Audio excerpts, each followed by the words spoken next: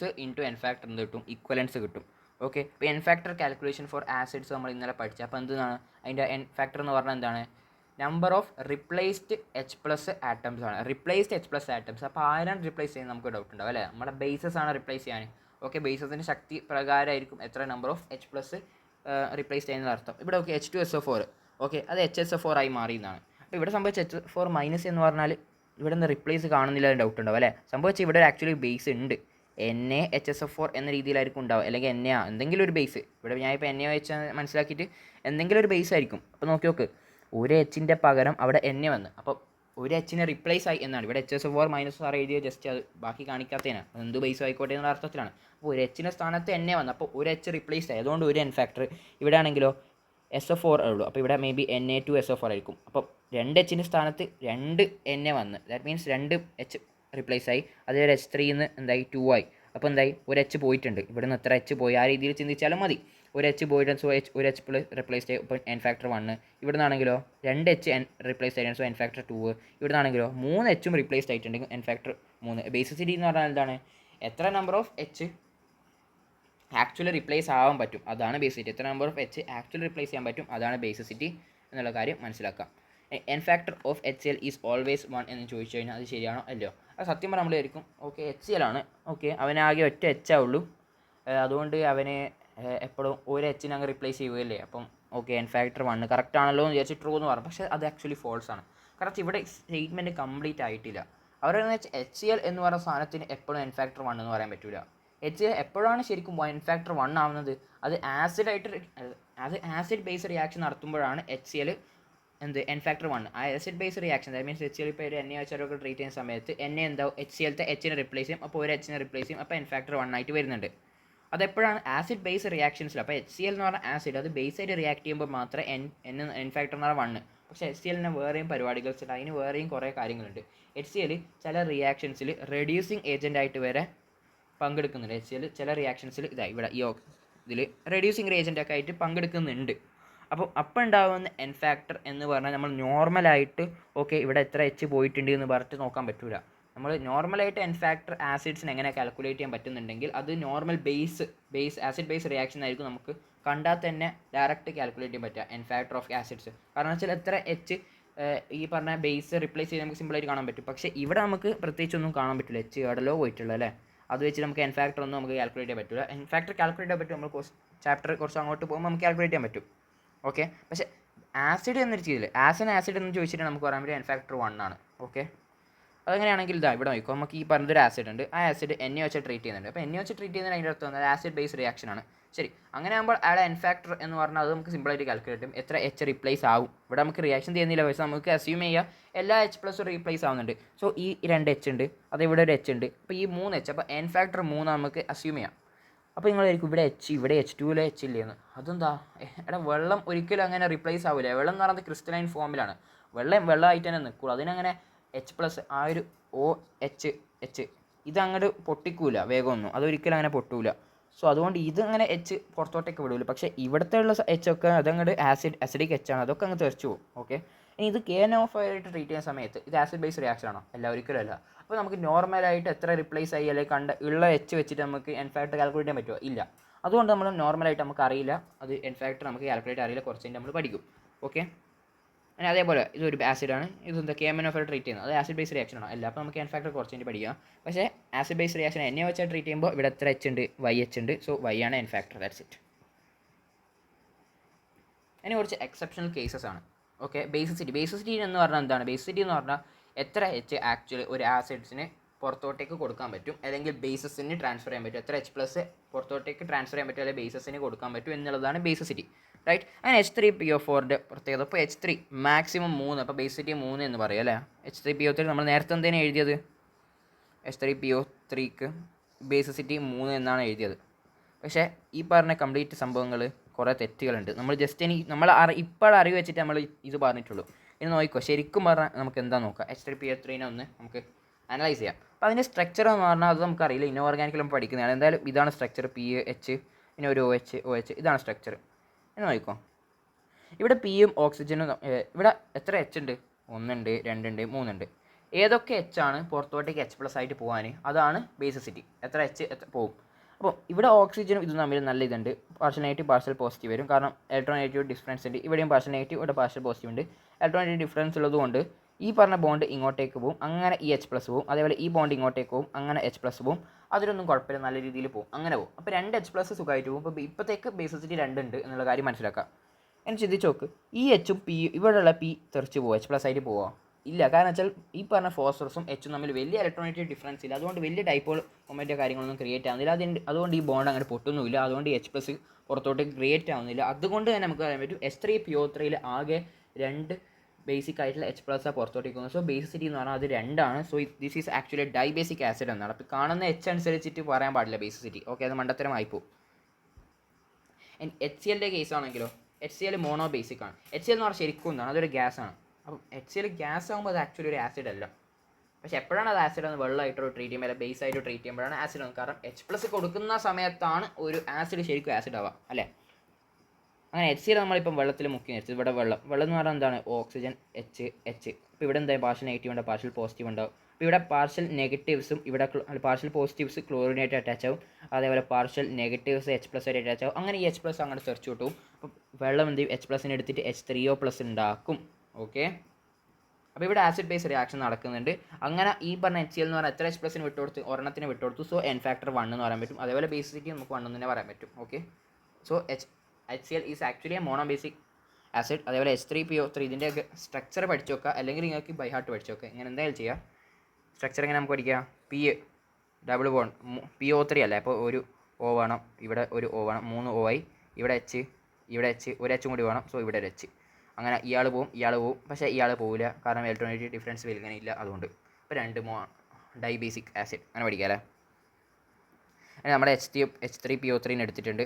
അതാ ഇവിടെയുള്ള H മാത്രമേ ഉള്ളൂ, ഇവിടെ H പോകില്ല, കാരണം വലിയ ഇലക്ട്രോണിക് ഡിഫറൻസ് ഇല്ല. അപ്പോൾ ഈ H3O+ ഉണ്ടാവും, ഇവിടെ H3+ ഉണ്ടാവും. അപ്പം എത്ര നമ്മളിപ്പം ബേസ്, ഇവിടെയുള്ള ബേസ് ആരാ, വെള്ളം കേട്ടോ. അപ്പോൾ വെള്ളമായിട്ട് എത്ര ഇത് കൊടുത്തിട്ടുണ്ട്, എന്താ പറയുക, എത്ര എച്ച് പ്ലസ് റിപ്ലേസ് ചെയ്തിട്ടെന്ന് പറഞ്ഞാൽ നമുക്കത് 2 എന്ന് പറയാം. സോ N ഫാക്ടർ നമുക്ക് 2 എന്ന് പറയാൻ പറ്റും. അതേപോലെ ഇവിടെ ബേസിറ്റി എന്ന് പറഞ്ഞാൽ 2 ആണ്. ഓക്കെ, ബേസിറ്റി 2 ആണ് എപ്പോഴും. മേ ബി ഈ എച്ച് പ്ലസ് കൊടുക്കാണ്ടിരിക്കുക ചില കേസസിൽ. ബേസിൻ്റെ പവർ കോർഡിനേറ്റ് ആണെങ്കിൽ ഈ എച്ച് പ്ലസ് കൊടുക്കും, ഒറ്റ എച്ച് പ്ലസിന് മാത്രം കൊടുക്കും. അന്നേരം നമുക്ക് പറയാൻ N ഫാക്ടർ 1 എന്ന് പറയാൻ പറ്റും. കൊടുക്കും മീൻസ് റിപ്ലേസ് ചെയ്യും മീൻ. ഇനി S3PO2 സ്ട്രക്ചർ. അപ്പോൾ P ഒരു O, ശരി, ഒരു O, ഇവിടെ ഒരു H, ഇവിടെ ഒരു H, ഇതാണ് സ്ട്രക്ചർ. അങ്ങനെ ആകുമ്പോൾ ഇവിടെ വീണ്ടും ഈ എച്ചും പോകത്തില്ല, H പ്ലസ് ആയിട്ട് പോകത്തില്ല. അപ്പം അത് ബേസിക് ആയിട്ടുള്ള H അല്ല, അസിഡിക് ആയിട്ട് H അല്ല. സോ ബേസിസിറ്റി ഇയാൾ മാത്രമേ ഉള്ളൂ, കാരണം ഇലക്ട്രോണിക് ഡിഫറൻസ് ഉള്ളതുകൊണ്ട്. അപ്പോൾ ഈ H മാത്രമേ പോകത്തുള്ളൂ. സോ നമുക്ക് പറയാൻ പറ്റും ബേസിസിറ്റി എന്ന് പറഞ്ഞു കഴിഞ്ഞാൽ 1 ആണ്. This is actually mono basic acid. N factor അധികം റിയാക്ഷൻസിൽ 1 തന്നെ, കാരണം ഒരു H അധികം റീപ്ലേസ് ആയി കാണപ്പെടുന്നതാണ്. അപ്പോൾ ബേസിക് ആയിട്ടുള്ള ബേസിസിറ്റിയിൽ പെടുന്ന ഹൈഡ്രജൻസ് മാത്രമേ ഡെഫിനറ്റ്ലി N ഫാക്ടറിൽ റീപ്ലേസ് ആവുള്ളൂ. ദാറ്റ് മീൻസ് അത് മാത്രമായിരിക്കും എന്താ നമ്മൾ N ഫാക്ടറിൽ കൂട്ടും. ഇനി H3BO3. അപ്പോൾ B വരക്കാം, ഒരു O വരക്കാം, ഒരു B വരക്കാം, OH വരക്കാം, പിന്നെ ഇവിടെ ഒരു OH വരക്കാം, അടിയിലൊരു OH വരക്കാം. ഇവിടെ എന്താ ഉള്ളത്, ഇവിടെ ഒന്നുമില്ല, കഴിഞ്ഞ കേട്ടോ. H3BO3 ആയല്ലേ, sorry. അപ്പോൾ ഇതെന്ത് ടൈപ്പ് ബേസിക് ആണ്, എന്ത് ടൈപ്പ് ഓഫ് ഇതിൻ്റെ ബേസിറ്റി, എത്ര എച്ച് പ്ലസിൻ്റെ ബേസസ് ആയിട്ട് റിപ്ലേസ് ചെയ്യുന്ന ഡൗട്ട് ഉണ്ടാവും അല്ലേ. അപ്പോൾ നമ്മളിത് വെള്ളമായിട്ട് ട്രീറ്റ് ചെയ്ത് നോക്കും, വാട്ടറായിട്ട് ട്രീറ്റ് ചെയ്യും. വാട്ടറായിട്ട് ട്രീറ്റ് ചെയ്യുന്ന സമയത്ത് സ്വാഭാവികമായിട്ട് നമ്മളായിരിക്കും ഓക്കെ ഇത് അത്യാവശ്യം നല്ല ഇലക്ട്രോണിക് EHO അങ്ങനെ 3 ഉണ്ടെന്ന് വിചാരിക്കും. പക്ഷേ 3 വീണ്ടും തെറ്റി. ഇവിടെ വീണ്ടും ഒരു ലോജിക്കലായിട്ടുള്ള ഒരു എക്സെപ്ഷൻ വന്നത്, കംപ്ലീറ്റ്ലി ലോജിക്കൽ തന്നെയാണ്.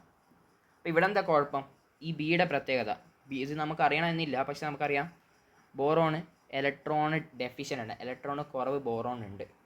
അങ്ങനെ ഇലക്ട്രോൺ കുറവ് ബോറോൺ ഉണ്ടാകുന്ന സമയത്ത് അതിനെ ഈ പറഞ്ഞ Hനെ കൊടുക്കുന്നതിനേക്കാളും കൂടുതൽ താല്പര്യപ്പെടാം ആദ്യം ഒന്നും ഒരു ഇലക്ട്രോണെ വാങ്ങുക എന്നുള്ളൊരു ഓപ്ഷൻ ആയിരിക്കും അല്ലേ. അപ്പോൾ ആദ്യം ഇയാൾ എന്ത് ചെയ്യും, ഇലക്ട്രോണെ വാങ്ങും. ഓക്കെ, അപ്പോൾ രണ്ടാമത്തെ കാര്യം നമ്മളിപ്പോൾ വെള്ളമായിട്ട് ട്രീറ്റ് ചെയ്യുന്നത് വിചാരിക്കുക. അപ്പോൾ ഇലക്ട്രോണെ വാങ്ങാൻ വാട്ടറിനടുത്ത് എന്തെങ്കിലും ഉപയോഗം ഉണ്ടോ? ആക്ച്വലി വാട്ടറിനടുത്ത് ഒരു എക്സ്ട്രാ സാധനം എന്താ, വാട്ടറിനടുത്ത് ഒരു ഇലക്ട്രോൺ പെയറുണ്ട്. ഒരു ഇലക്ട്രോൺ പെയറാണോ, അല്ല 2 ഇലക്ട്രോൺ പെയറുണ്ട്. അപ്പോൾ 2 ഇലക്ട്രോൺ പെയറിൽ ഏതെങ്കിലും ഒരു ഇലക്ട്രോൺ പെയർ ആർക്ക് കൊടുക്കും, ഈ ചങ്ങായി കൊടുക്കും. അങ്ങനെ H2O ഒരു തിരിച്ചെഴുതാം, OH2, ഇവിടെ എന്താവും, പോസിറ്റീവ് ക്രിയേറ്റ് ചെയ്യും. ഓക്കെ, പോസിറ്റീവ് ക്രിയേറ്റ് ചെയ്യും. ഓക്കെ, ശരി. ഇപ്പം എല്ലാം സന്തോഷമായി, ബോറോണ് സന്തോഷമായി. അപ്പോൾ നിങ്ങൾ വരും ഓക്കെ ശരി, എന്നാലും എന്താ ഇവിടെ ഒരു എച്ച് പോകുന്നുണ്ട്, ഇവിടെ ഒരു എച്ച് പോകുന്നുണ്ട്, ഇവിടെ ഒരു എച്ച് പോകുന്നു, വെള്ളത്തുനിന്ന് എച്ച് പോകില്ല. ശരി, അപ്പോൾ വീണ്ടും 3 ബേസ് സിറ്റി എന്ന് തന്നെ പറയും. അപ്പോൾ വീണ്ടും തെറ്റി.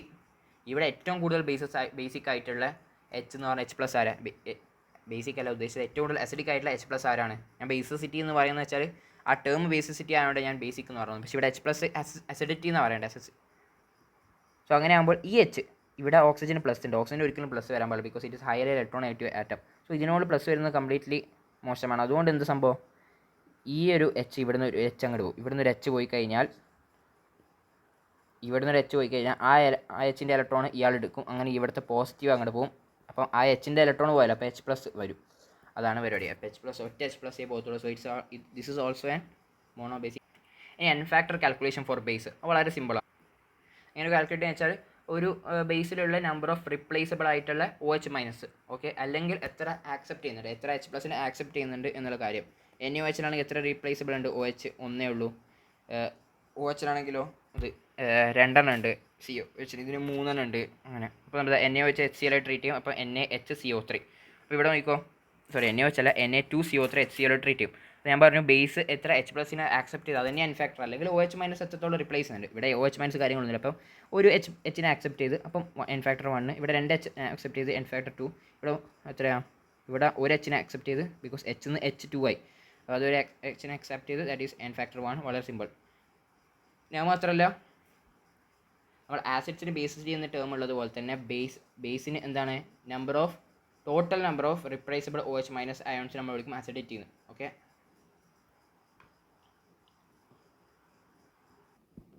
അപ്പോൾ അങ്ങനെയാണെങ്കിൽ നമുക്ക് ഇനി സോൾസിന് എൻ ഫാക്ടർ നമ്മൾ ബേസിൻ്റെ പഠിച്ചു, അതേപോലെ ആസിഡിൻ്റെ പഠിച്ചു. എൻ ഫാക്ടർ ഓഫ് സോൾസ് പഠിക്കുന്നതിന് നമ്മൾ ഓക്സിഡേഷൻ സ്റ്റേറ്റ് എന്ന് പറഞ്ഞ സംഭവം പഠിക്കണം. അപ്പോൾ ഓക്സിഡേഷൻ സ്റ്റേറ്റ് എന്ന് പറഞ്ഞാലുണ്ടല്ലോ, ഒരു കമ്പൗണ്ട്, ആ കമ്പൗണ്ടിൽ പല എലമെൻറ്റ്സ് ഉണ്ടാവും. അപ്പോൾ ആ കമ്പൗണ്ടിലെ എലമെൻറ്റ്സിൻ്റെ മുകളിൽ ഉണ്ടാകുന്ന വെർച്വൽ ചാർജാണ് ആക്ച്വലി ഓക്സിഡേഷൻ സ്റ്റേറ്റ്. അപ്പോൾ ഞാൻ എന്തുകൊണ്ട് അതിനെ വെർച്വൽ ചാർജ് എന്ന് വിളിച്ചാൽ അത് ആക്ച്വലി ഇല്ലാത്ത ചാർജാണ്. അപ്പോൾ ആ ചാർജ് എവിടെ നിന്ന് വന്നെന്ന് പറഞ്ഞു കഴിഞ്ഞാൽ ആ കമ്പൗണ്ടിൽ ഉണ്ടാകുന്ന ആ എലമെൻറ്റിന് ചുറ്റുമുള്ള എല്ലാ കോവലൻറ്റ് ബോൺസും അയണിക് ബോണ്ടാണെന്ന് കരുതി ഞാൻ പൊട്ടിച്ച് കഴിഞ്ഞാൽ ആ ഒരു കമ്പൗണ്ടിലുള്ള ആ ഒരു എലമെൻറ്റിൻ്റെ മുകളിൽ ഉണ്ടാകുന്ന ആ ഒരു വെർച്വൽ ചാർജിലാണ് നമ്മൾ ആക്ച്വലി പറയാൻ ആ ഒരു എലമെൻറ്റിൻ്റെ ഓക്സിഡേഷൻ സ്റ്റേറ്റ് എന്ന് പറയാൻ. ഓക്സിഡേഷൻ നമ്പർ എന്നല്ല പറയാം, ഓക്സിഡേഷൻ സ്റ്റേറ്റ് എന്നാണ്. അപ്പോൾ ഇവിടെ H2 നോക്കിക്കോ. അപ്പോൾ ഞാൻ പറയും ഓക്സിജൻ സ്റ്റേറ്റ് എന്താണ് പറയും, ആ കമ്പൗണ്ട് ചുറ്റുള്ള എല്ലാ കോവലൻറ്റ് ബോണ്ടും ഞാൻ അങ്ങോട്ട് പൊട്ടിക്കുന്നു. അങ്ങനെ ആ കോവലൻറ്റ് ബോണ്ട് പൊട്ടിച്ച് കഴിഞ്ഞാൽ ഈ പറഞ്ഞ എലമെൻറ്റിൻ്റെ മുകളിൽ എന്ത് ചാർജ് വരും നോക്കിക്കോ. ഇവിടെ ബോണ്ട് പൊട്ടിക്കഴിഞ്ഞാൽ ഇവിടെ ഇലക്ട്രോണെഗറ്റീവ് ഡിഫറൻസ് കാരണം ഇവിടെയുള്ള 2 ഇലക്ട്രോൺസും ഇയാളത്തേക്കും. അപ്പോൾ ഇവിടെ നിന്ന് -1 വരും. അപ്പോൾ ഇവിടെ ഇരിക്കും 2 ഇലക്ട്രോൺസ് വന്നതിന് -2 ചാർജ് അല്ലേ വരണ്ടേ. നമുക്കൊരു കാര്യം അറിയാം, ഒരു ബോണ്ട് എന്ന് പറഞ്ഞാൽ 2 ഇലക്ട്രോൺസ് കൂടി ചേർന്നിട്ടില്ല. അപ്പോൾ ഒരു ഇലക്ട്രോൺ ഓക്സിജൻ്റെയും ഒരു ഇലക്ട്രോൺ ഹൈഡ്രജൻ്റെയും സ്വാഭാവികമായിട്ടും. അങ്ങനെ ആകുമ്പോൾ 2 ഇലക്ട്രോൺസ് ഇവിടുന്ന് പോകുന്ന സമയത്ത് ഒന്ന് ഓക്സിജൻ ഇലക്ട്രോൺ അയാളത്തേക്ക് എത്തുന്നുണ്ട്. ഓക്കെ, അതിനുശേഷം പിന്നെ ഒരു എക്സ്ട്രാ ഇലക്ട്രോൺ മാത്രമേ ഹൈഡ്രജൻ എത്തുന്നുള്ളൂ. അതുകൊണ്ട് ഒരു എക്സ്ട്രാ നെഗറ്റീവ് മാത്രമേ വരുന്നുള്ളൂ. അതുകൊണ്ട് ഒരു എക്സ്ട്രാ നെഗറ്റീവ് മാത്രം വരുന്നത്. അതേപോലെ ഇവിടുന്ന് പൊട്ടുന്ന സമയത്ത് ഒരു എക്സ്ട്രാ നെഗറ്റീവിനും കൂടി വരും. അങ്ങനെ 2 -2 ആവും. ഇവിടെ ആണെങ്കിൽ പൊട്ടിച്ചോക്ക്, ഇവിടെ പൊട്ടിക്കഴിഞ്ഞാൽ ഒരു പ്രത്യേകത ഉണ്ട്, കാരണം ഇലക്ട്രോണിക് ഡിഫറൻസ് ഒന്നുമില്ല. അതുകൊണ്ട് അവരുടെ ഇലക്ട്രോൺ അവരുടെ അടുത്തേക്ക് പോകും. അത് പ്രത്യേകിച്ച് എക്സ്ട്രാ നെഗറ്റീവ് ചാർജ് ഒന്നും ക്രിയേറ്റ് ചെയ്യില്ല. പക്ഷേ ഇവിടുന്ന് പൊട്ടുന്ന സമയത്ത് ഹൈഡ്രജൻ്റെ ഇലക്ട്രോണും കൂടി ഇവിടെ പോകും. അതുകൊണ്ട് നെഗറ്റീവ് ആണ് വരും, ഇവിടെ നെഗറ്റീവ് ആണ് വരും. ഓക്കെ, ഓക്സിജൻ സ്റ്റേറ്റ് അങ്ങനെയാണ് കണ്ടെത്താൻ. H+, ഇതിൻ്റെ മുകളിൽ H+, ഇതിൻ്റെ മുകളിൽ നെഗറ്റീവ് ചാർജസ്. ഇനി MnO2യുടെ ഓക്സിജൻ സ്റ്റേറ്റ് നമുക്ക് കണ്ടെത്തി നോക്കാം. ഞാൻ എല്ലാത്തിനും കണ്ടെത്താൻ പോകുന്നില്ല. ഇപ്പം ഇതിനെ പൊട്ടിച്ച്, ഇപ്പം ആദ്യം ഓക്സിജൻ നമുക്ക് നോക്കാം. ഇതിനെ പൊട്ടിച്ച് ഇവിടെ 4 ഇലക്ട്രോൺസ് ഉണ്ട്. അതിൻ്റെ അകത്ത് 2 ഇലക്ട്രോൺസ് ഇവൻ്റെയും 2 ഇലക്ട്രോൺസ് Mൻ്റെയും ആണ്. അങ്ങനെ Mൻ്റെ 2 ഇലക്ട്രോൺസ് ഇവിടെ പോകുമ്പോൾ -2 ആവും, ഇവിടെ -2, അതേപോലെ ഇവിടെ -2, ഇവിടെ -2. അങ്ങനെ -2 ആവുന്ന സ്ഥലത്തെല്ലാം ഇലക്ട്രോൺസ് നഷ്ടപ്പെടുന്ന Mനും കൂടി ഉണ്ട്. അപ്പോൾ അയാളടുത്ത് +2 കൂടി വരും. അങ്ങനെ +2 4 ഭാഗത്തുനിന്നും കൂട്ടിയിട്ട് 8 വരും. അതിന് Sൻ്റെ ഈ പറഞ്ഞ സാധനത്തിൻ്റെ ആണെങ്കിലോ, ഇവിടെ പൊട്ടുന്ന സമയത്ത് ഒരു -1 ഓക്സിജൻ വരും. ഇവിടെ പൊട്ടുന്ന സമയത്ത് ഓക്സിജൻ ഒരു -1 വരും. അവർ രണ്ടും കൂടി -2 ആവും ഓക്സിജന്. ഇവിടെ രണ്ട് ബോണ്ട് ഉണ്ട്. അപ്പോൾ 4 ഇലക്ട്രോൺസ് കിട്ടും. പക്ഷേ 2 അവൻ്റേതായതുകൊണ്ട് ഇവിടെ -2, ഇവിടെ സ്വാഭാവികമായിട്ടും -2 2 ബോൺസ് പൊട്ടിയുണ്ട്. ഇവിടെ പൊട്ടുന്ന സമയത്ത് ഒരു ഇലക്ട്രോൺ കിട്ടും, അത് -1. ഇവിടെ പൊട്ടും ഒരു -, അപ്പോൾ ഇവിടെ -2. അപ്പോൾ ഓക്സിജൻ അല്ല -2. ഇവിടുന്ന് അതിനനുസരിച്ച് +1 -2 പൊട്ടുന്ന സമയത്ത് +1 കൂടി എഴുതണം, അല്ലെ മറന്നു. അപ്പോൾ അതും എഴുതി കഴിഞ്ഞാൽ നമുക്ക് സൾഫറിനെ കിട്ടും, ഇതിൻ്റെയും കിട്ടും. ഇതൊക്കെ വളരെ സിമ്പിളാണ്, സ്വാഭാവികമായിട്ടും വളരെ സിമ്പിൾ ഓരോന്നിൻ്റെയും. ഇവിടെ കാർബൺ ആണെങ്കിലോ, ഇവിടെ കാർബൺ പൊട്ടുന്നത് പ്രത്യേകിച്ച് എന്തെങ്കിലും ചാർജ് വരില്ല. 2 കാർബൺ, അപ്പോൾ ഇലക്ട്രോണിക് ഡിഫറൻസ് ഇല്ല. ഇവിടെ പൊട്ടുന്ന സമയത്ത് ഓക്സിജൻ -2 വരും, ഇവിടെ നിന്ന് +2 വരും. അപ്പോൾ വളരെ സിമ്പിളാണ്. ഇത് സിമിലർ ചെയ്യാം, എല്ലാം സിമിലർ ചെയ്യാം. ഇനി അപ്പോൾ നമ്മൾ ഇത്രയും കാലം കേട്ട ഓക്സിഡേഷൻ നമ്പർ എന്ന സംഭവം എന്താ അതെന്ന് പറഞ്ഞാൽ, ഇപ്പം ഇവിടെ കാർബണിന് ചിലയിടത്ത് -2 ഉണ്ട്, ചിലയിടത്ത് 0 ഉണ്ട് എന്ന് ഡിഫറൻ്റ് ആയിട്ടുള്ള ഒരു കോമ്പൗണ്ടിൽ തന്നെ ഒരു എലമെൻറ്റിന് ഡിഫറൻറ്റ് ഓക്സിജൻ സ്റ്റേറ്റ്സ് ഉണ്ട്. അങ്ങനെ ആകുമ്പോൾ ഈ പറയുന്ന ഓക്സിജനേഷൻ സ്റ്റേറ്റ്സ് എല്ലാം കൂട്ടിയിട്ട് അതിൻ്റെ ആവറേജ് എടുക്കുമല്ലോ, ആ ആവറേജാണ് ആക്ച്വലി ഓക്സിഡേഷൻ നമ്പർ. ഓക്കെ, അപ്പോൾ നമ്മൾ ഇത്രയും കാലം പഠിച്ചത് ഓക്സിഡേഷൻ നമ്പറാണ്. ഓക്സിഡേഷൻ നമ്പർ വെച്ചിട്ട് ആ ഒരു കോമ്പൗണ്ടിലുള്ള സെപ്പറേറ്റ് എലമെൻസിൻ്റെ ഓക്സിഡേഷൻ സ്റ്റേറ്റ് നമുക്ക് കണ്ടെത്താൻ പറ്റില്ല. ഓക്കെ, മാർഷൽസ് ആസിഡ് നോക്കാം. ഇവിടെ നിന്നാണ് ഇത് പൊട്ടും, അപ്പോൾ ഇവിടെ -1 വരും, ഇവിടെ നിന്ന് പൊട്ടും മൈനസ്, അപ്പോൾ ടോട്ടൽ -2 ആയി. ഇവിടെ നിന്ന് പൊട്ടും -2 ആവും, ഇവിടെ +1 ആയിട്ടുണ്ട് കേട്ടോ. അതേപോലെ ഇവിടെ നിന്ന് പൊട്ടും, ഇവിടെ -1, അപ്പോൾ ഇവിടെ +1 വരും, ഇവിടെ നിന്ന് പൊട്ടും, ഇവിടെ -2 വരും, ഇവിടെ +1 വരും. അതിൻ്റെ സ്വാഭാവികം എല്ലാം ചെയ്ത് നോക്കും, വളരെ സിമ്പിൾ, എല്ലാം നോർമലായിട്ട് പോകുന്നതാണ്. സെയിം പരിപാടിയാണ് നമ്മൾ ചെയ്യുന്നത് ബ്രോമിനായാലും ഇതായാലും. അപ്പോൾ ഇനി നമ്മൾ കോൺസെപ്റ്റ് ഓഫ് ഓക്സിഡേഷൻ നമ്പർ, ഇനി ഓക്സിഡേഷൻ നമ്പർ കാൽക്കുലേറ്റ് ചെയ്യാൻ പഠിക്കാൻ പോകാൻ നമ്മൾ ഓക്കെ ഇത്ര നേരം പഠിച്ച് പിന്നെ എന്തെന്നാ വെറുതെ ആണോ, ഈ സ്ട്രക്ചേഴ്സെല്ലാം ഇതിൽ കാണുമ്പോൾ തന്നെ ഈ സ്ട്രക്ചേഴ്സെല്ലാം ഏടുന്ന് കണ്ടില്ല, ഇതുവരെ കണ്ടിട്ടുള്ളൂ ഈ സ്ട്രക്ചേഴ്സ്. അപ്പോൾ ഈ സ്ട്രക്ചേഴ്സ് എല്ലാം ഇരുന്ന് പഠിക്കുന്നതിനേക്കാളും നല്ലതാണോ നമുക്കൊരു ബേസിക് ജനറൽ മെത്തേഡ്, അധികം കോമ്പൗണ്ട്സിന് നമുക്ക് ഓക്സിഡേഷൻ നമ്പർ കാൽക്കുലേറ്റ് ചെയ്യാൻ പറ്റുന്ന ഒരു മെത്തേഡ് പഠിക്കുന്നതാണ് ബെറ്റർ. ഡെഫിനറ്റ്ലി നമുക്ക് ആ മെത്തേഡ് പഠിക്കാം, കോൺസെപ്റ്റ് ഓഫ് ഓക്സിഡേഷൻ നമ്പർ പഠിക്കാം. സോ ആദ്യത്തത് rules for governing oxidation number. Fluorine ആറ്റത്തിൻ്റെ മുകളിൽ പെർട്ടിക്കുലർ -1 ചാർജാണ് ഉണ്ടാവുക, -1 ചാർജ്. ബിക്കോസ് ഫ്ലൂറിനാണ് ഈ ലോകത്തിലെ ഏറ്റവും എന്തായാലും HF, ഞാൻ പറയാം ഫ്ലൂറിൻ്റെ ചാർജ് ഇതാ, പിന്നെ പൊട്ടിക്കുക, അയാളുടെ അടുത്തേക്ക് ചാർജ് എക്സ്ട്രാ വരും -1. അപ്പം ഫ്ലൂറിനാണ് ഏറ്റവും കൂടുതൽ ഇലക്ട്രോനെഗറ്റീവ് ആയിട്ടുള്ള എലമെൻറ്റ്, അതുകൊണ്ട് എപ്പോഴും അതിൻ്റെ മുകളിൽ തന്നെ ചാർജസ് വരാണ്. So F-. പിന്നെ -1 എന്ന് തോന്നുന്നു, മൈനസ് എന്തുകൊണ്ടാണ് മനസ്സിലായി, പക്ഷേ -1 എന്തുകൊണ്ട് ചോദിച്ചു കഴിഞ്ഞാൽ ഫ്ലൂറിൻ്റെ ലാസ്റ്റ് ഒരു ഇലക്ട്രോൺ വാലൻസ് ഷെല്ലിൽ ഒരു ഇലക്ട്രോണും കൂടി കിട്ടിയാൽ മതി. അതുകൊണ്ട് ഫ്ലൂറിൻ അധികം ഒറ്റ ബോണ്ട് ഉണ്ടാക്കും, 2 ബോണ്ട് ഉണ്ടാക്കില്ല. അപ്പോൾ ഒറ്റ ബോണ്ട് ഉണ്ടാക്കുന്നുണ്ട്, ആ ബോണ്ട് പൊട്ടുമ്പോൾ -1 കിട്ടുള്ളൂ, അതുകൊണ്ട് -1. സ്വാഭാവികമായിട്ടും ക്ലോറിൻ്റെ ഒക്കെ -1 ആണ്. ഓക്കെ, ഇനി ഓക്സിജൻ ആയിട്ടാണെങ്കിൽ ഓക്സിജൻ ആയിട്ടിന് പല രീതിയിലുള്ള ഓക്സിജൻ സ്റ്റേറ്റ് ഉണ്ട്. ഓക്സിജൻ ആയിട്ട് ഒന്നുകിൽ 2 ബോൺസ് ഉണ്ടാക്കും, അല്ലെങ്കിൽ 2 ബോൺസ് ഉണ്ടാക്കും, അല്ലെങ്കിൽ 1 ബോണ്ട് ഉണ്ടാക്കും. ഇങ്ങനെ ടോട്ടലായി 2 ബോൺസ് ഉണ്ടാക്കും, അതന്നെ, അല്ലാണ്ട് ഡബിൾ ബോണ്ട് ഉണ്ടാക്കണം എന്നല്ല ഉദ്ദേശിച്ചത്. അപ്പോൾ 2 ബോൺസ് ഉണ്ടാക്കുന്ന സമയത്ത് 2 പൊട്ടിയിട്ട് അങ്ങനെ -2 വരും. ഓക്സിജൻ -2 ഉണ്ട്, ജനറലായിട്ട് -2 ആണ്. പക്ഷേ പെരോക്സൈഡ് വരുന്ന സമയത്ത് എങ്ങനെയാണ്, പെരോക്സൈഡ് എന്ന് പറഞ്ഞാൽ HO, പിന്നെ ഒരു O, പിന്നെ ഒരു H ആണ്. ഇവിടെ നോക്കിക്കോ, ഇവിടെ പൊട്ടും, അങ്ങനെ -1 കിട്ടും, ഇവിടെ നിന്ന് പൊട്ടും. പക്ഷേ അത് പൊട്ടുന്ന സമയത്ത് -1 കിട്ടില്ല, കാരണം 2 ഓക്സിജനാണ്, ഇവിടെ ഒറ്റ -1 ഉള്ളൂ. അപ്പോൾ പെരോക്സൈഡ് വരുന്ന സമയത്ത് അത് -1 ആണെന്നുള്ള കാര്യവും, അതേപോലെ സൂപ്പർ പെരോക്സൈഡ് വരുന്ന സമയത്ത്, സൂപ്പർ പെരോക്സൈഡ് എന്നല്ല സൂപ്പർ ഓക്സൈഡ് വരുന്ന സമയത്ത് -1/2, അതേപോലെ ഓസോണൈഡ് വരുന്ന സമയത്ത് -1/3 ആണ് ഓക്സിജൻ്റെ ഓക്സിജൻ സ്റ്റേറ്റ് എന്നുള്ള കാര്യം, ഓക്സിജൻ നമ്പർ എന്നുള്ള കാര്യം മനസ്സിലാക്കുക. അതേപോലെ എന്താണ്